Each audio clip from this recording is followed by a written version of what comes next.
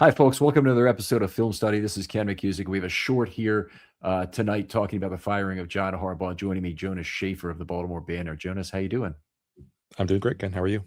All right. Appreciate you get up here at 1 a.m. in the morning here to do this pod with me, but it's the kind of thing, obviously timely information. We want to have it out as quickly as possible. Harbaugh fired after 18 seasons today, 12 playoff appearances, 1 Super Bowl, 3 other AFC championship losses, won over 60% of his games, 180 and 113, and 13 and 11 in the postseason, which is a record a lot of non-Belichick's would take in their career. There aren't a whole lot of wins to go around in the postseason, and when Belichick takes a heap and helping of them out of there, Andy Reid as well, there's not a lot left for the other coaches, but John Harbaugh was one of the successfuls. What's your biggest takeaway from this? It's still shock, honestly. I thought I predicted that we would get a scalp in this week. I did not think it would be John Harbaugh's. I think my prevailing belief was that Steve Bisciotti and everyone else at the castle has seen how John Harbaugh has evolved in times where he's needed to evolve, and that maybe one more season, giving him one more chance to right the ship and have this postseason breakthrough that has eluded John in the Lamar era could be what he needed to fix things and figure things out.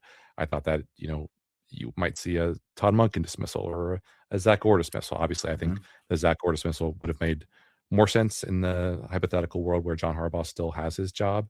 But it sounds like there was just too many things that Steve Bisciotti and John Harbaugh could not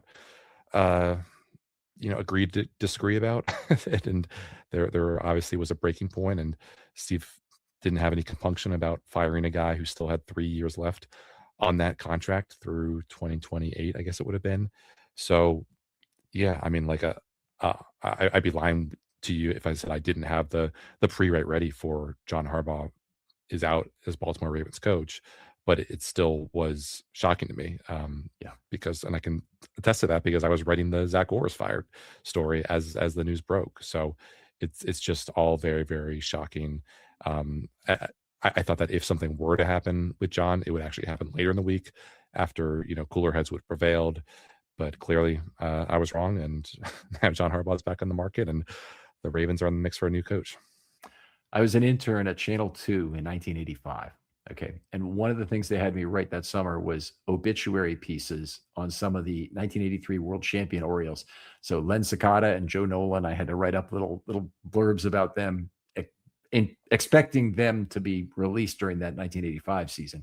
I can imagine how those obit pieces written in advance are for you. Yeah. I know some of the newspapers, they have obit pieces in advance for just like famous people in general that get to be and so sometimes you get the weird circumstance of having an obit published on a recently deceased individual, and the obit is written by an obit writer who is also no longer with us. So dead, you have the dead writing about the dead.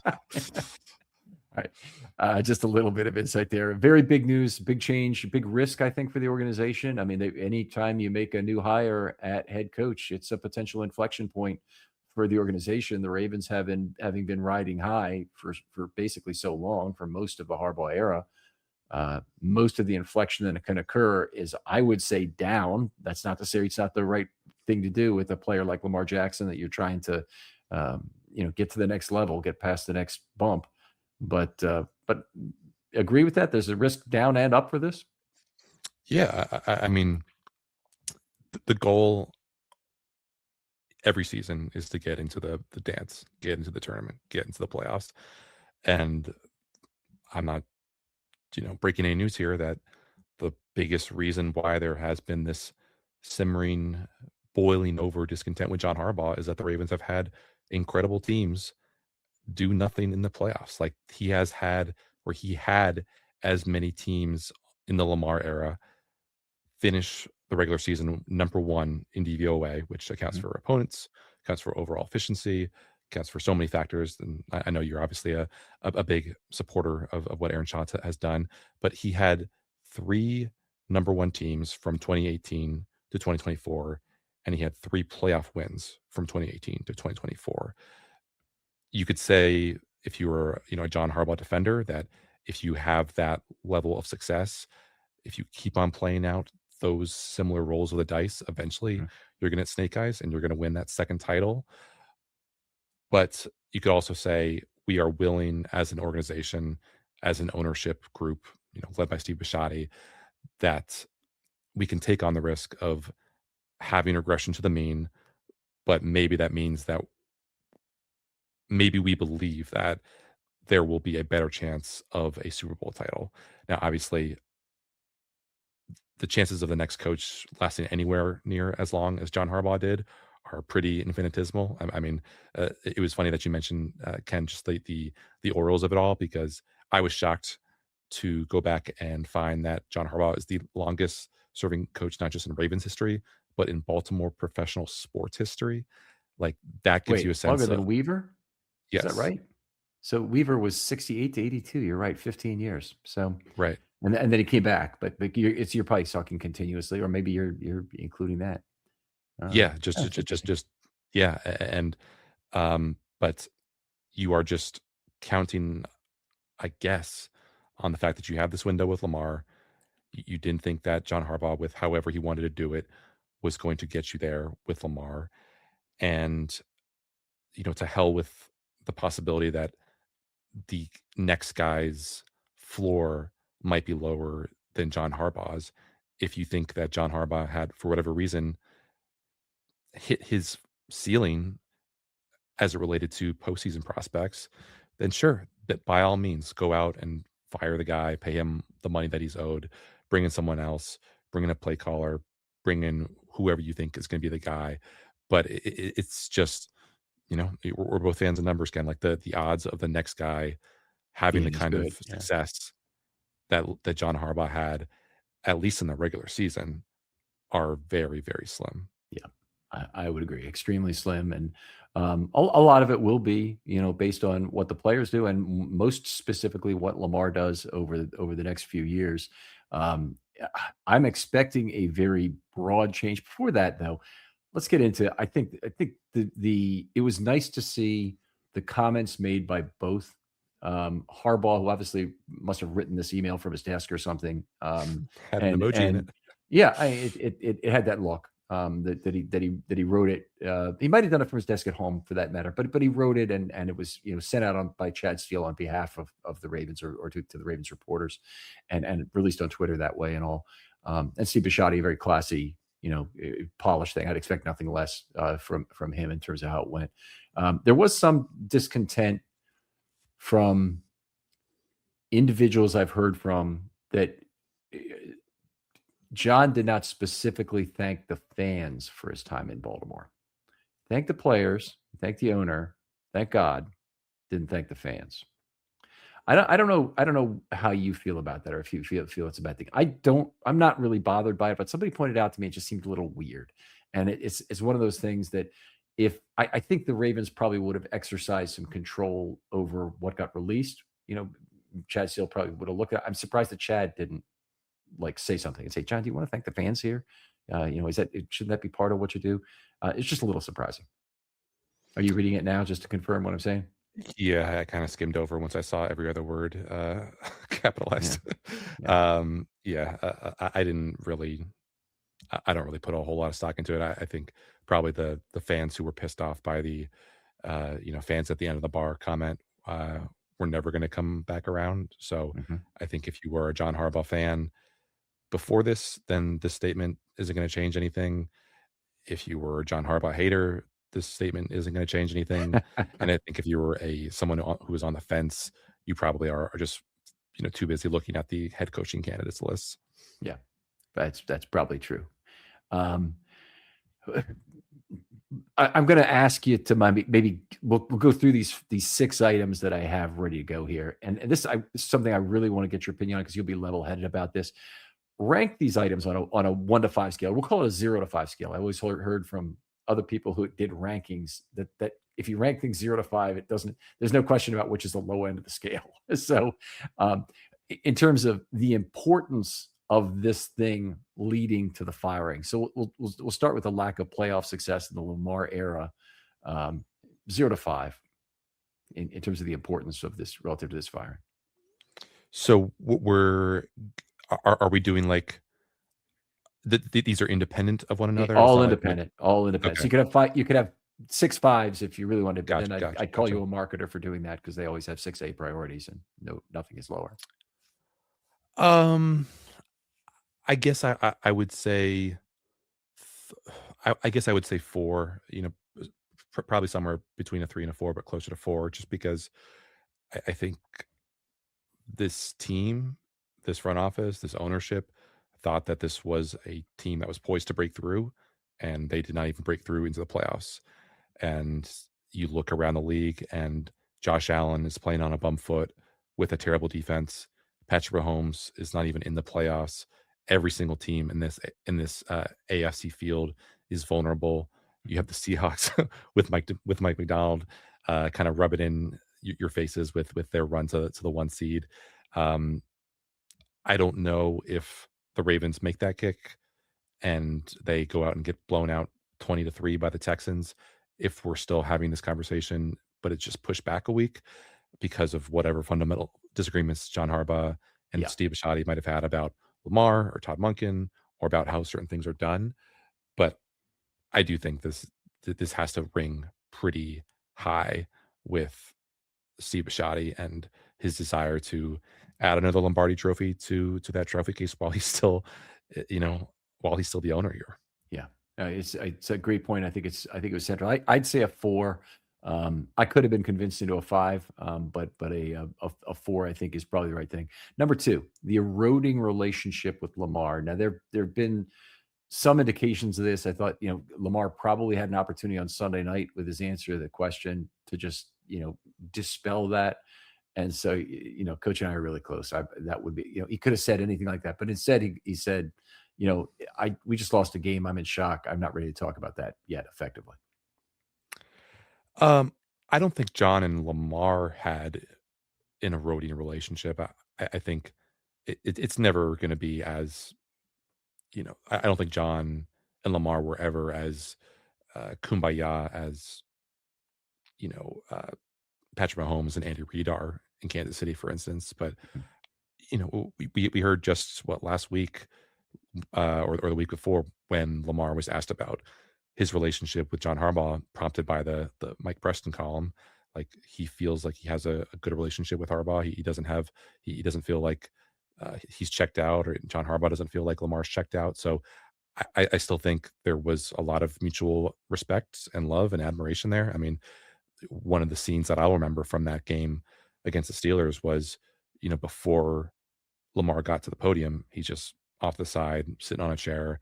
John Harbaugh takes his last question, which ironically is, "Do you want another shot with this team next year?" Mhm. "Yeah, of course I do."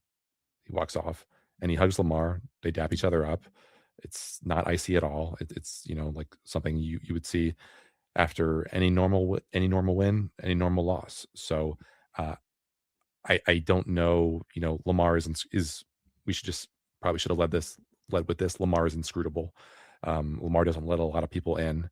Right. I don't know if whoever it is that takes over, whether it's Cliff Kingsbury or Dan Lanning or someone we've never even heard of, is going to be a guy who Lamar, you know, at his kid's baptism, like 15 years down the road, is going to be inviting the next coach to that and have him front and center. I just don't think Lamar is that kind of guy with people who he hasn't really grown up with and hasn't really known all of his life. So I think this is pretty low. Certainly, the relationship could have been better. I think the fact that it's been 3 years now in the past five that we've had John Harbaugh and Lamar Jackson be on seemingly different injury recovery timetables Yeah. is not great, and something that Nick Wright at Fox Sports I think keeps on harping on. But you know that those are the kind of the that's what you kind of get when you are dealing with Lamar, and um, just the general lack of regular communication that you might get with other quarterbacks. Right. That's often been something that's been pointed out. And I know Jeff C has been on this before that there's nothing about the relationship that's normal in terms of trying to negotiate a contract because he just won't necessarily return your phone call. Yeah. And it's hard to deal with that. Anyway, let's keep going down. The blown leads are something that's been brought up as the central factor in the Harbaugh era. How big a factor? 1 to 5, or 0 to 5 is that? I think probably closer to 1. Okay. I just think, like, will Ravens fans be beating their chests about the next coach if he becomes this guy who is aces in, one score games, but he wins just the exact same amount of games that John Harbaugh does, who won a lot of blowouts, but because of how many games that the Ravens led by double digits in the third quarter and the fourth quarter, was naturally vulnerable to some of those leads Mhm. disappearing, quick as a whisper. Um, that is something I'm kind of curious to get my finger on the pulse of this fan base. Like, would you settle for a coach who gives fewer leads, gives up fewer leads, but also doesn't have the Builds team fewer. Yeah. Yeah. to blow teams out? Like, the Ravens have blown out a lot of teams Yeah. under John Harbaugh, a lot of teams. Like, I think only maybe the Chiefs and Bills. I randomly looked this up early in the season. Like, had beaten more teams by double digits, or like by 14 plus points or 20 plus points. Like, the Ravens have You put don't a even hurt have to. on a lot of teams. You don't even have to go to that depth, because if you just look back to the beginning of the 2018 season, which is the Lamar era, although he didn't play the first few games that year, the Ravens have an enormous advantage in net scoring over the Right. rest of the league. So if you just go with that, I mean, Pythagorean basis or whatever, they should have won more games than they did. The frustrating thing that has been, there's a team in the division who's won a lot more than they should have in the Steelers, and there's a team in Yeah. Kansas City that has a frustrating record of winning one score games that is just, Right. it's been a constant thorn in the side of people who are bothered by it. But And I'd the 1 year regresses is the year that the Ravens don't even make the playoffs. yeah, yeah. And so yeah, I hope not. So many things. Okay, so um, I'd go with you, maybe a 1.5 or 2 on that at Right. most. Here's one I think came up today as a bigger issue, that he might have had too much loyalty to some of his coordinators and assistants. Where's that on the 0 to 5 scale, or 1 to 5? Yeah, I mean, it sounds like it's closer to 5 than any of us could have imagined. Like, the thing that is interesting to me in all this is that, uh, like, Steve Bisciotti was willing to let John Harbaugh hold on to Greg Roman for 1 year longer than he should have, but apparently was not willing to give him that same kind of leash with Todd Monken. I don't know if everything that the national insiders have put out today, or put out on Tuesday, was necessarily accurate. Like, I think, just from talking to guys in the locker room and knowing guys in the locker room, the idea that John Harbaugh, quote, lost the locker room, uh, as a primary reason for why he no longer has a job, seems a little bit shaky to me. But if he lost John Harbaugh to a degree that perhaps we're all unaware of, then I think that is just If as important as if losing Harbaugh lost the Bisciotti, or if no, no, no. Harbaugh If Harbaugh lost Lamar, excuse me. Lamar, yes. Yes, losing Lamar is just as important as losing the rest of the locker room. And if that's the case, then, I guess your hand is forced. Um, but yeah, I'm curious to see what comes out about Todd Monken over the next couple days, weeks, whatever. I mean, it seems like it's probably pretty likely that if John Harbaugh goes to a place where he can pick his own staff, then he's going to pick the offensive coordinator who, in 2 of the past 3 years, had an MVP level coach, MVP level quarterback, and a top 5 offense by DVOA, and, showed some of the same strokes of brilliance that he did at Georgia, where he was a 2-time national championship winning offensive coordinator.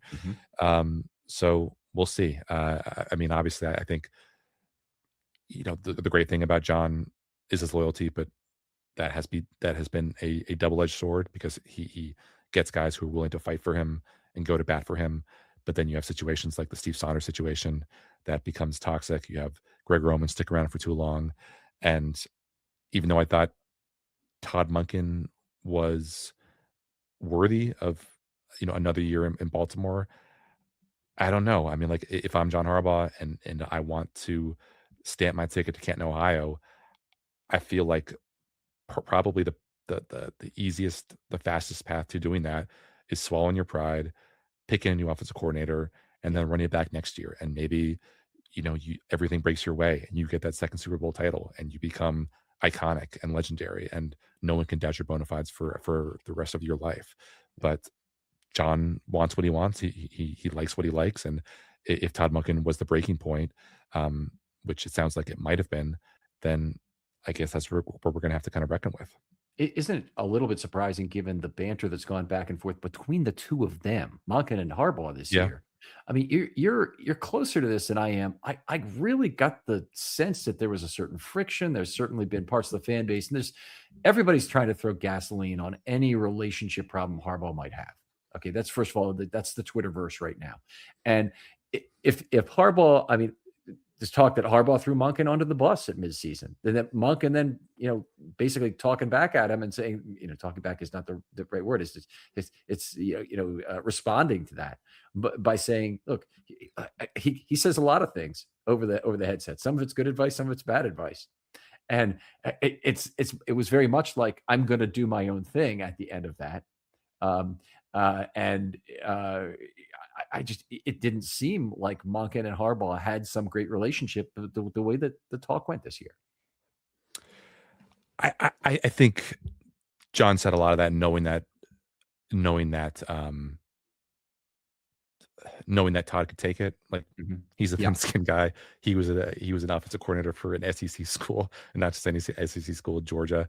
I think you develop some pretty thick skin along the way. Like, he's the kind of guy who's not afraid to dish it and to dish out hard coaching. And if you're unafraid to be a coach who coaches guys hard, then I don't think you can stand up there every week and not expect to be coached hard yourself by the head coach. So it would have been interesting to play the thought experiment game of, if it were Zach Orr doing questionable stuff like cover zero over and over again that cost the Ravens a game, would John Harbaugh have been willing to go out there and be as public with some of his criticism as he was with Todd Monken, knowing that, and obviously this kind of goes into another kind of realm here, but Zach Orr is definitely more popular in the Ravens locker room than Todd Monken is. We did reporting on it. The Sun did reporting on it. It's kind of became clear with certain guys talking, certain guys not talking about what this offense is, what it could be, what it should have been, all that kind of stuff. So, yeah. Chuck Smith, Roquan Smith have stood up for Orr in a big way. That's two important people. But, Chuck Smith at the podium just was effusive about Orr in terms of how he was the guy who turned the defense around. It wasn't the fact that they brought in Dean Pease for oversight, or that, all the other things. And there are some questions. There's a lot of coaches. Would you, before we go on to this, you agree there's going to be a fairly significant evolution of the coaching staff from top to bottom? A mix of people who are leaving with Harbaugh for whatever job he has, a week from now. Yeah, well, I mean, yeah, I think it's inevitable, because I think that, let's start with the three types of coaches you can hire. You can hire an SEO, a CEO type. I don't think that they will, just because of the types of candidates who are out there. If you hire a Mike McDonald-like coach who's going to call plays and call the defense, then Zach Orr has no reason to stick around in Baltimore, because nothing that he would do under that coach could be helpful for him in the least bit in furthering his own career. Like, you get NFL head coaching jobs by being a play calling defensive coordinator. You don't get it unless you're one of Andy Reid's many offensive minions in Kansas City, who can just kind of stand in the shadow of Andy Reid and maybe get credit for enough good calls that you can get a head coaching job somewhere. But I don't think that's realistic. Eric Bieniemy is the ultimate, poster boy for not being able to succeed under a offensive minded head coach. I mean, he was a head coaching candidate for years, right? And if you're an offensive play call, and actually, before I talk about offensive play calling coach, I guess there is the possibility that, like, a Robert Saleh, for instance, if he suddenly shoots up the list and becomes a top candidate for Steve Bisciotti, like, he did not call the plays for the Jets, going back and looking at his time there. So there would be a possibility that someone like Zach Orr and Robert Saleh could coexist. It would be a weird kind of setup because I don't think Saleh would come here and willingly inherit the guy who a lot of the Ravens fan base has already said no mas, we don't want this guy back. But I guess that's always a possibility. And then with the offensive play caller type, I think that he probably would want his own guy. And I think of the two coordinators currently on staff with the Ravens, Todd Monken is the more qualified. I think he's the better one. Um, it's possible that you know there is enough goodwill in that building from the players or the coaching staff or Steve Bisciotti that they give Zach Orr another good look. I mean, like this defense, we're only a year away from this defense. Only a year removed from this defense being number 6 in DVOA. One of the fascinating stats that I found, Ken, looking at some of the FTN data, was even though the Ravens did not get after the quarterback very well in terms of pressure rate, they did have the fastest average time to pressure in the entire NFL, which to me points to, hey, the scheme, when it is hitting, does a really, really good job, like a Mike McDonald level good job, but you just don't have the horses or you don't have the guys, confident enough to play fast and get there often enough. But yeah, it seems like for me, the only guy who would probably be pretty safe in his job would be Chris Horton. Okay, I think that would be Chuck Smith. I would think is fair. Okay, you're talking about the coordinator level, meaning the special teams coordinator is safe. Okay, so I think Chuck Smith, for example, is safe. I think Randy Brown is safe if he wants to stay. I would push back against Chuck Smith. Really? Just again, like I think I had higher expectations for a lot of people on this edge rush group. I know that Nnamdi. This would be, I forget, was Chuck Smith's first year the breakout for Nnamdi or the year after? I think it was 23, but I'm not 100% sure. He might. I think he's been here 3 years. So I'll look it up on Wiki. A lot of those sacks, when you go back and look at it, like, yes, Nnamdi has definitely gotten better as a pass rusher, but, and I pointed this out at the time, like a lot of those were just Nnamdi benefiting from really creatively schemed pick stunts, like Patrick Queen blowing up the guy that Nnamdi was going up against, and Matabike just having a scot-free path to the quarterback. You look at the lack of development from Adafe Owe this year. You look at just how long it took someone as strong and gifted as Travis Jones to be able a guy who could reliably give you 3 to 4 pressures a game. I expected a lot more from Mike Green this year. The fact that he could not get himself into a position where he was taking meaningful third down snaps away from Kyle Van Noy at this stage in his career. In that game against Pittsburgh, to me was pretty shocking. Like all this hype about Tavius Robinson being like a hugely impactful pass rusher in the preseason has turned out to be complete bunk. And I kind of have my issues with the ESPN rate stats, like the pass rush win rate, pass block win rate, run block win rate, et cetera, et cetera. But I think for the past 2 years, the Ravens have ranked like bottom 8 at minimum in pass rush win rate. And sure, they were able to finish second in the NFL in sacks last year. But I think you can say a lot of that was just because they were playing with the leads so dang often. And these guys just had opportunity after opportunity to go against these quarterbacks who were taking 3.5 seconds to get the ball downfield because they knew that they needed big plays to have a chance of coming back to some of those games. I mean, there's a part of that in 23 and 24. They did a good job of leveraging the leads they had. By the way, Chuck Smith been here since 23. I don't disagree with it. Let's go on to a couple other things. Actually, I'll just put these two in the same category. Inexplicable losses in big moments that aren't comeback wins, I guess, because we already talked about them, and game management mistakes. Either of those a significant factor in terms of the firing?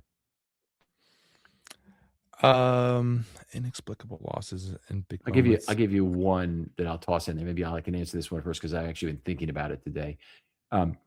So in 23, they lost the game when Zay Flowers fair caught the free kick against Indianapolis. That was a really bad loss that was probably coaching related.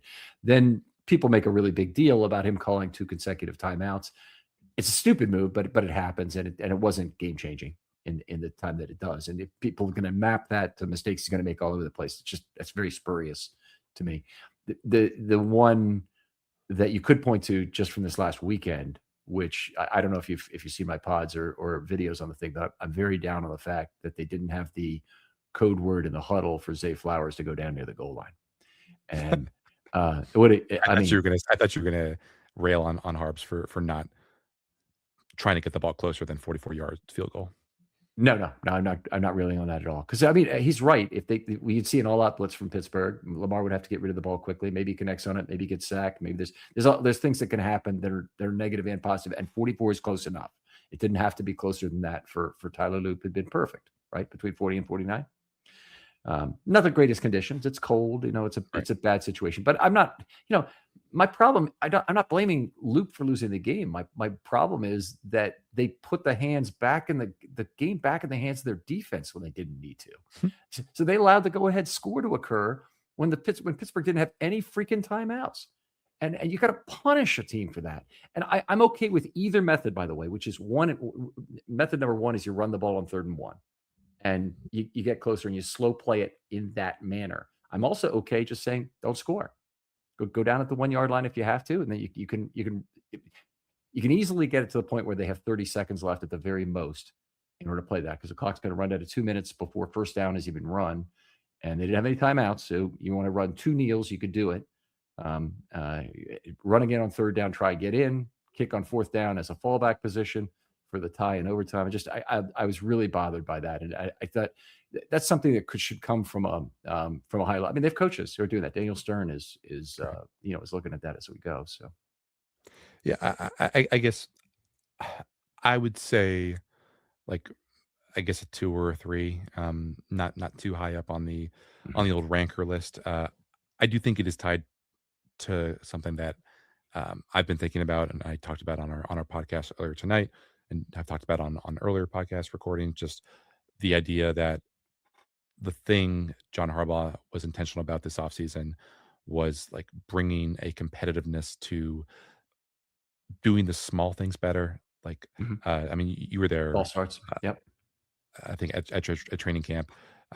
That is actually one of the things that they did, that they were intentional about and got better at. But I think, correct me if I'm wrong, Ken, but I think you were probably there for some of the, post training camp practice availabilities where either Harbaugh was asked about or guys talked about how there was this leaderboard where coaches were keeping track of all the things that the Ravens wanted to do better fundamentally, from, the Raven Claw for protecting against fumbles, to cutting down on penalties, to running to the ball, to, making plays on the ball, getting turnovers, getting touchdowns, all that kind of stuff. And my thought was that, okay, you are doing the things that you need to eradicate any possibility of you dropping a dumb game to Cleveland in November. Like, maybe this doesn't help you put you over the top against the Bills in Buffalo or the Chiefs in Kansas City. You have to play them in the playoffs, but you're at least giving yourself as much margin for error as possible in the regular season, so that maybe you do enough to get that 1 seed or get that 2 seed and set yourself up for another AFC Championship game in Baltimore. And yet all of these things that John Harbaugh was intentional about with these players. This episode is sponsored by BetterHelp. The new year doesn't have to mean a whole new you. Sometimes it's just about feeling a little less burdened. And one thing, for instance, I'm working on is letting go of that constant pressure to have everything figured out. Like I need to be perfect or I am behind if I'm not. Therapy can help you identify what's weighing you down or holding you back by giving you an unbiased perspective so you can better understand your relationships, your motivations, and your emotions. And BetterHelp makes it easy to get matched online with a qualified therapist. Their therapists are fully licensed in the U.S. and work according to a strict code of conduct. They also do initial matching work for you so you can focus on your goals. You'll fill out a short questionnaire. With their experience and strong matching process, they typically get it right the first time. And if you're not happy with your match, you can switch to a different therapist at any time from tailored recommendations. BetterHelp makes it easy to get matched online with qualified therapists. Sign up and get 10% at BetterHelp.com. That's BetterHelp.com. Every day, companies you've never heard of are making millions off your personal data. Your name, address, phone number, even details about your family are pulled from public records on the internet, then sold without your consent. There's an entire marketplace built on your privacy, and most people have no idea it exists. Aura fights back. Aura removes your personal data from broker sites and keeps it off. Aura also alerts you fast if your information shows up in a breach or on the dark web. But Aura is more than just a data broker removal system. It's a full digital security suite that protects every part of your online life. Aura gives you a VPN to stay private, antivirus to block threats, a password manager for safer logins, and spam call protection to shut down scammers. Aura scans the dark web for your most sensitive information and notifies you instantly if anything is exposed. And if your identity is ever stolen, you're backed by up to $5 million in insurance and 24/7 US-based fraud support.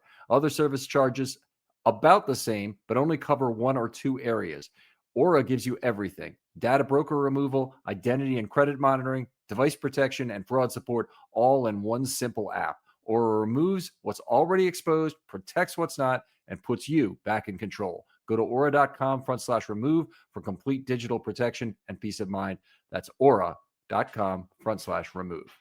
Let me tell you about the online cannabis company that's changing the game, Mood.com. They created an entirely line of functional gummies, 100% federally legal THC blends, discreetly delivered right to your doorstep. And here's the best part. You can get 20% off your first order at Mood.com with the promo code RAVENS. Now, I've tried a bunch of their gummies myself. Each one's totally unique. The Sleepy Time gummies knock me out right away. They help me unwind fast, leave me refreshed the next morning.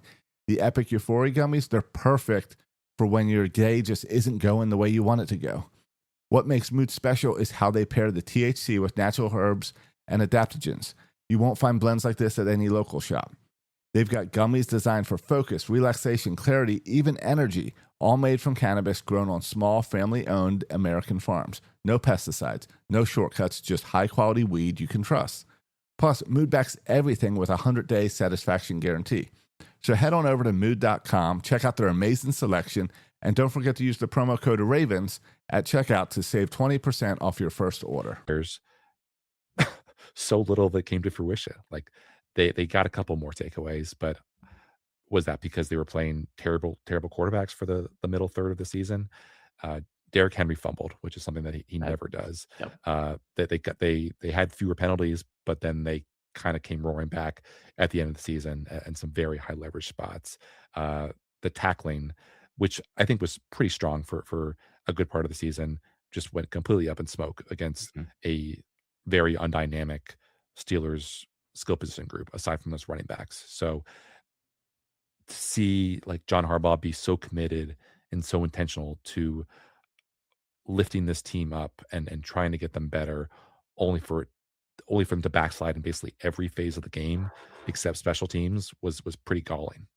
Yeah, I do think that they probably were able to run their offense more efficiently with a broader set of cadences because they were effective with the false starts. I think they got that, and some of that's hidden to us, Jonas. I mean, it really is. I know, and that's Yeah. the frustrating thing with talking about John Harbaugh is so Yeah. much of what he's done and the value that he brings to any organization is Right. hidden. It's Yeah. the culture. It's like making these guys so in love with the weight room that they miss out on talking to us friendly faces in the media. Like there's so many little invisible edges that John Harbaugh has given this team, and some of them have eroded in recent years. Like the special teams wasn't great last year.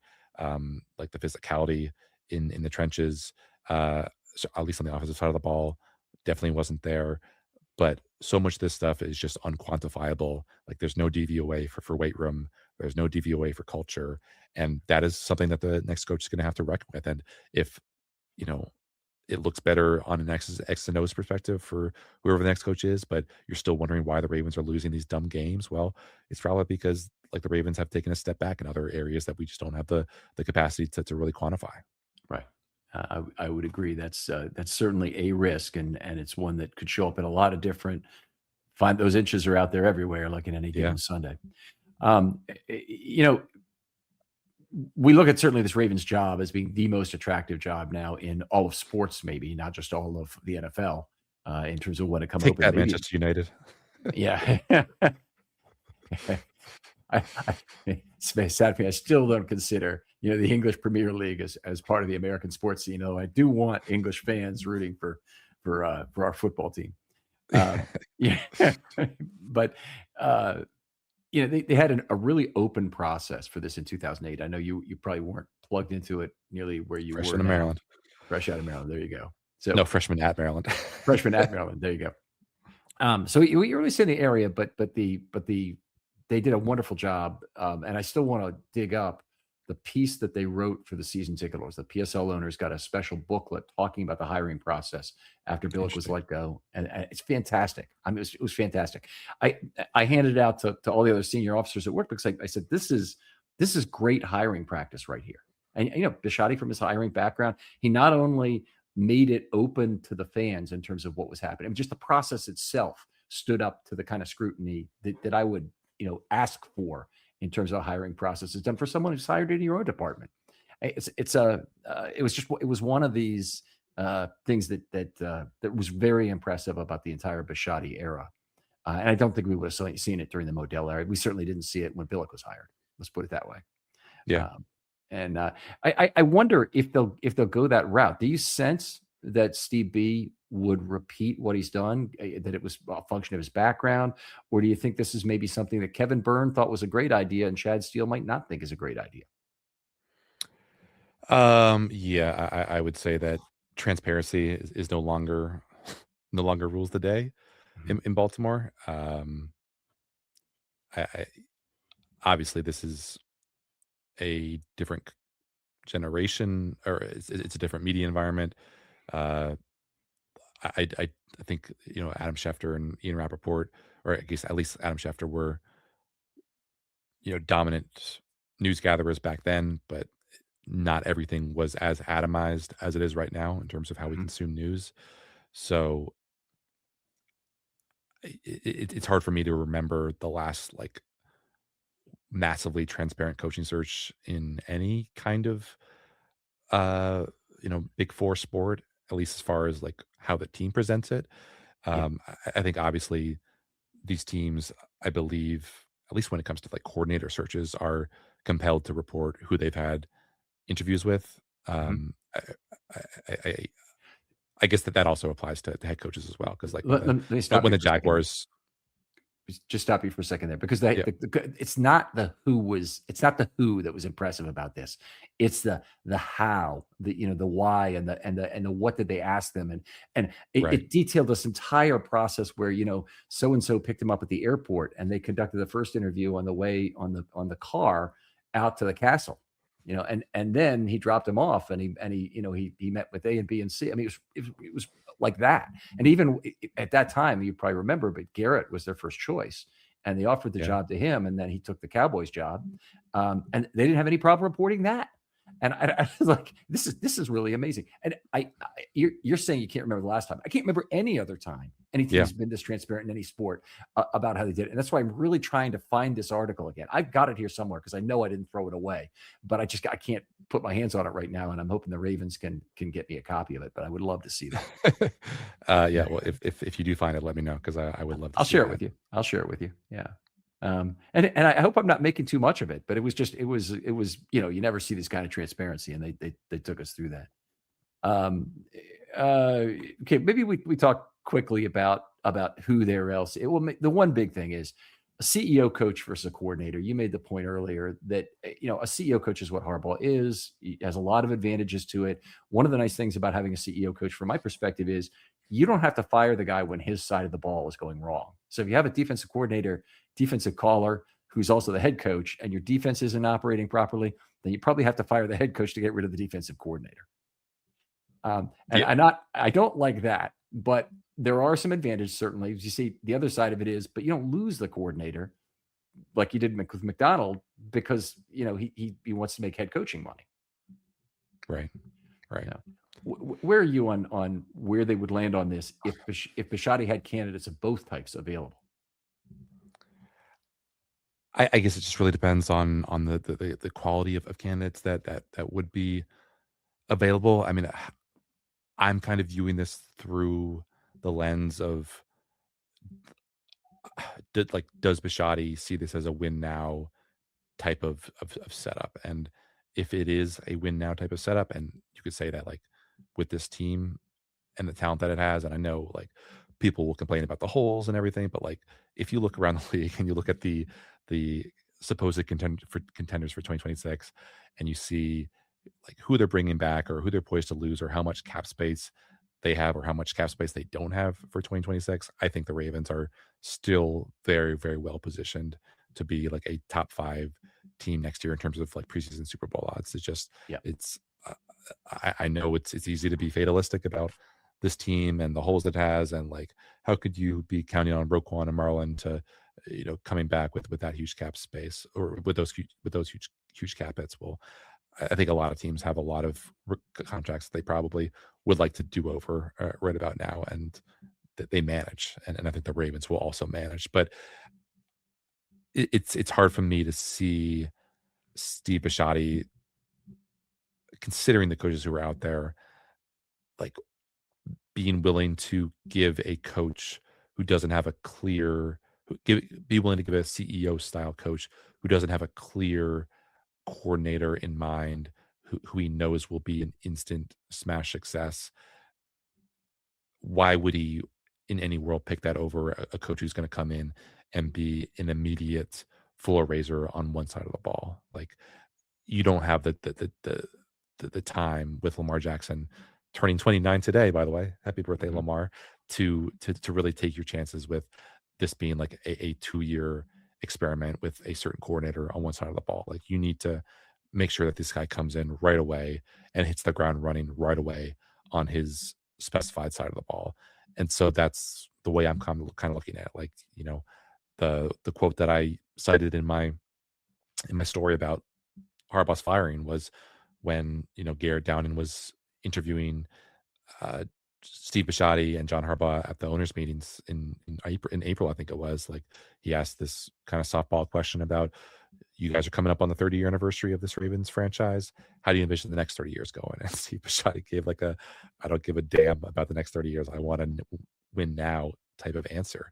And I think if you apply that logic to who the next coach will be, it will be someone who brings in a very specific set of skills right away to help one side of the ball, whether that is lifting this Lamar Jackson offense or bringing someone who can fix this defense that was nowhere nearly as good as it should have been. So I think that's just how I would that's the prism through which I'm viewing this current setup. Okay. All right. Well, fair enough.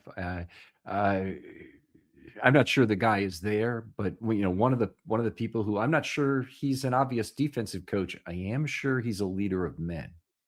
I'm not sure he's ready for a head coaching role other than as a leader of men. Is Anthony Weaver. He's not really been talked about as a guy, but we've seen the guy operate around camp. I mean, players completely relate to and respect him. And I'm not sure, even he's been the defensive coordinator at Miami this last year. I don't know if he's any good. Miami's, not a particularly fantastic team, but they did do some things on defense this year to get a little bit of success later in the year. I'm more impressed with what Weaver would bring as a leader if you wanted a CEO coach, and I just haven't heard his name in the mentions so far. Yeah, I mean, he's very well liked in Baltimore, but obviously, I think the past 2 years for him, it's been like 19th in DVOA for defense, 26th in defense for DVOA. Obviously, those Miami defenses have been, one, drained of talent, and two, heavily injured. So you wouldn't put a whole lot of stock into that, but I think it would make it a very, very tough sell to the fan base and I even like to your coaching staff if you bring him in. Could be. I mean, I don't know. It's what you have left of your coaching staff is what you've got to worry about, and there might not be a whole lot of it. If you're saying there's 6 guys you want to retain or whatever, well, sure. I mean, most of the guys are going to be at a lower level. The new linebackers coach they got last year, whose name is escaping me right now, the inside linebacker guy. Yeah, I know who you're talking about. Yeah, okay, and they have a new double D. Yeah, Don Delisio. Yeah, right. Yeah, and so they have some guys at a lower level that they probably want to keep. Santucci. Santucci, that's the guy. Yeah. I one of the big things is going to be going out and getting a new, I hope, long time offensive line coach, because if you can afford to pay John Harbaugh $60 million to walk out the door, which is something like that, he's leaving with for the 3 years he's not getting paid for. I hope there's still enough money left to overpay some of the coaches that don't fall into the cap dollar constraints. Yeah, and I'm not sure if you saw any of this on Twitter today, but there was just like a huge um, huge like outswell of support for the Falcons offensive line coach, who I guess is a free agent right now. I'm trying to search for his name on Twitter. Okay. Brandon Thorne said, "Lost in the Falcons cleaning house is that offensive line coach Dwayne Ledford is again available after doing another really nice job this season. Big opportunity for a team to bring in one of the most underrated line coaches in the NFL." So I imagine if if Brandon Thorne knows about him, then the entire offensive line community knows about him, which means that the entire offensive coaching community knows about him. But obviously, it's one thing to know about a guy; it's another to actually bring him into your building. Okay, so Dwayne Ledford is 49 right now, so he meets the standard of a lifer as an offensive line coach. Probably he's a guy probably not looking to be offensive coordinator somewhere, and that's exactly the kind of dynastic hire I'd like to see at the position. And whether or not I mean, Steve Bisciotti's not that much older than me. Maybe he's 5 years older. I'm not sure. John Harbaugh's only 1 year older than me. I am still looking down the road for the next. I want to see 25 more years of good football, even at age 62, as optimistic as that total number of years might be. I want to see that in front of me. So I would love to have a dynastic coach. Yeah, I was just talking about as an offensive line coach, not as someone who would come in and be a head coach. I'm just talking Right. about, like you said, you don't have to worry about the salary cap for your coaching hire. So just Yeah. overpay for a guy like that, and maybe he is your version of Philly's.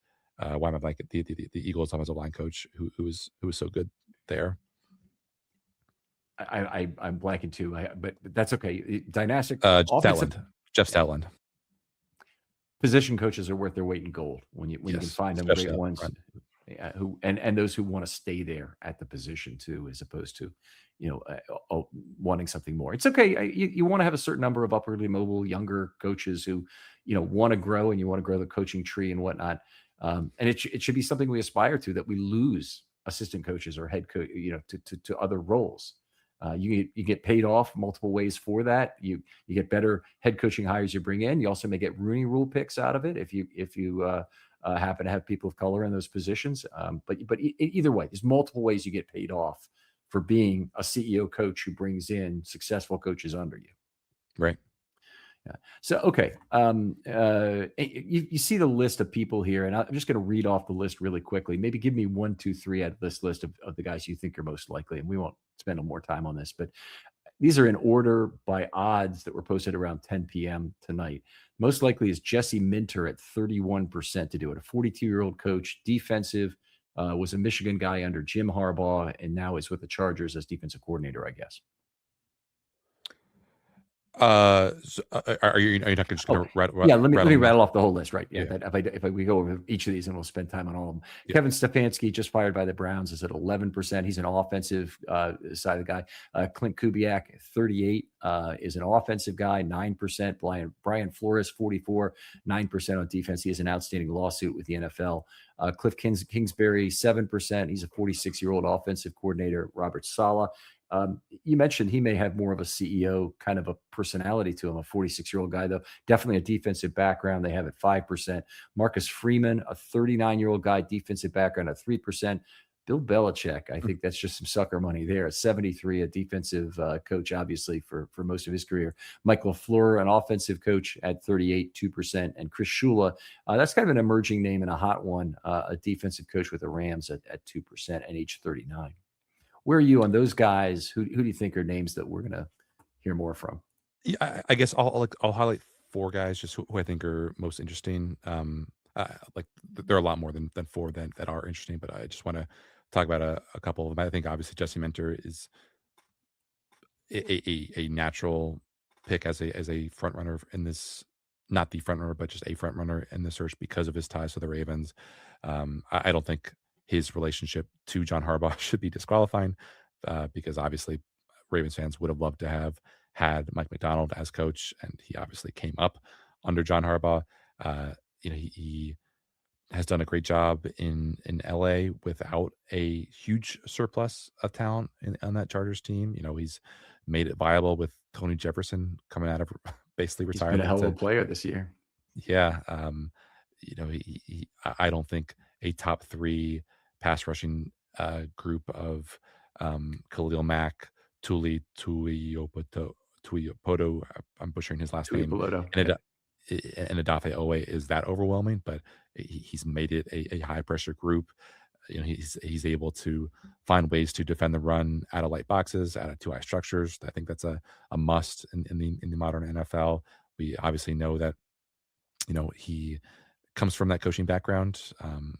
His father was a longtime college coach, so this is something that in his blood. It's something that he's very comfortable doing. So I think that would be a very, very smart fit for the Ravens if he passes the interviews with flying colors.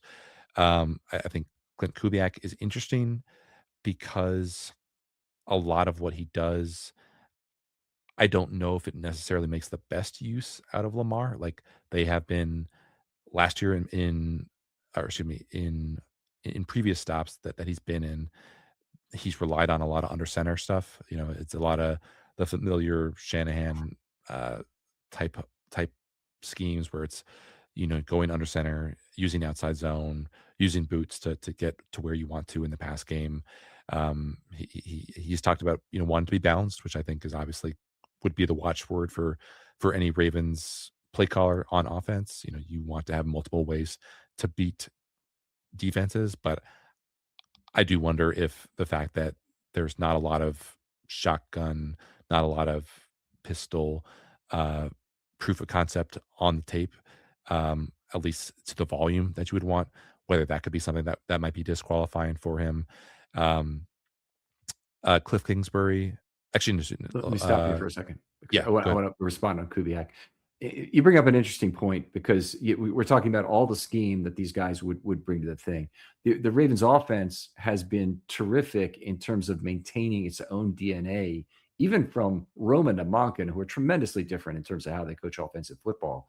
They kept a lot of that DNA in terms of how much they want to run the football, and there can be some self-scouting or some scouting from the previous years that Kubiak would come and be able to do before the season starts, obviously, or work with Lamar on things. But it does really bring up the question: is how are they gonna deal with maintaining offensive DNA when you don't have anyone overseeing it anymore? Right, right. Yeah. Brian Flores, I think would be another is number 3 of number 4 interesting guys for me. What he's done with that Vikings defense the past couple of years is incredible. I think top 5 in DUA each of the past 2 years. And I think if you were to ask Ravens fans to name more than a couple guys on that defense, they would probably just look at you with blank stares, like Andrew Van Ginkel. Yeah. Sure. Dallas Turner has really come on strong this year as a former first-round pick, but it really hasn't been a whole lot from him. They lost Cam Bynum, who was a tremendously impactful player from that secondary in 2024. They lose him in 2025, and yet they still keep on trucking. But obviously, the 2 big, blinking red or blinking yellow lights with his candidacy are, as you said, not just the pending lawsuit against the NFL and a couple teams, which seemed to get in the way of him really getting any traction in the head coaching cycle last year. Like I thought for sure he would be or he would be 2 and done with the Vikings, but that wasn't the case. And maybe he gets a little bit more traction this year, but also just the fact that you do wonder about his just like his fit in a culture like the Ravens. And by culture, I don't mean like the locker room, just the kind of reaching across the aisle, the collaborative nature that you have with Eric DaCosta, with Ozzie Newsome, even with Steve Bisciotti in getting stuff done. And I think Ryan Fitzpatrick last year said this, and I think he was recirculated again in this coaching cycle, like toward the end of that tenure in Miami. I believe he said that Brian Flores had turned into a dictator. And I think someone who's given a label like that by someone as prominent as Ryan Fitzpatrick is going to have to do a lot to prove that he Right. will not become just a domineering asshole, pardon my French, Yeah. at his next stop. So just because someone is as, influential and impactful and fun to watch as Brian Flores, maybe there are just some owners who believe that that is the station that they should never rise above. And that's a shame, because it would be awesome to see Brian Flores. It would be awesome to see a Kyle Hamilton type in a Brian Flores offense, but it may never get that. And then the last guy for me would Well, be hold on. For Shula. Flores, let me let me Go ahead. let me let me just make a comment on that. There's one thing to be a dictator with your defense, and the reaching across the aisle stuff. The main place I don't want that showing up, and I think part of the value of getting rid of Harbaugh, frankly, is I think he was having an undue influence on the draft, even with a person like DaCosta, who's very strong at the helm. Mhm. This will not be a strong head coach system with a subservient general manager, and it shouldn't be. It's Right. separate silos. It's not the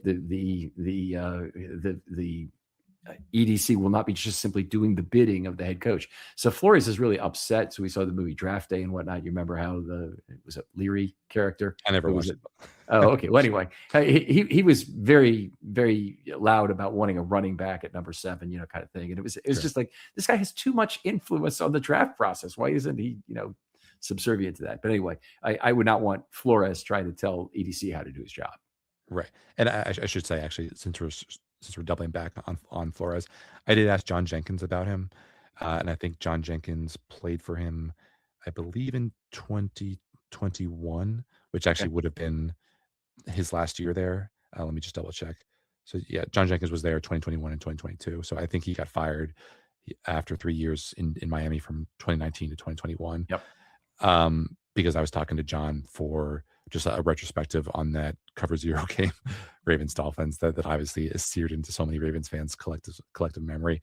And John, like off the not for a story or anything, told me that he didn't feel like he had any problems with Brian Flores. In fact, he liked him. So he was a guy who, would have had free reign to kind of bash him. He wasn't a big part of that Miami defense, certainly not as big a part as he is on this Ravens 2025 defense. But it was notable to me that he didn't have anything bad to say about Brian Flores. And obviously, like, Brian Flores was the head coach of that team. He wasn't just the defensive play caller. So that is something just to kind of consider. And then Chris Shula, it was actually kind of surprising that he was as low as the odds makers have him, because I do think he is, pretty widely considered a rising star in this league. I mean, the fact that I think the Rams last year were like 25th thereabouts. Let me look it up. Last year they were 26th in defensive DVOA, and this year they are 4th, despite having one of the NFL's youngest defenses.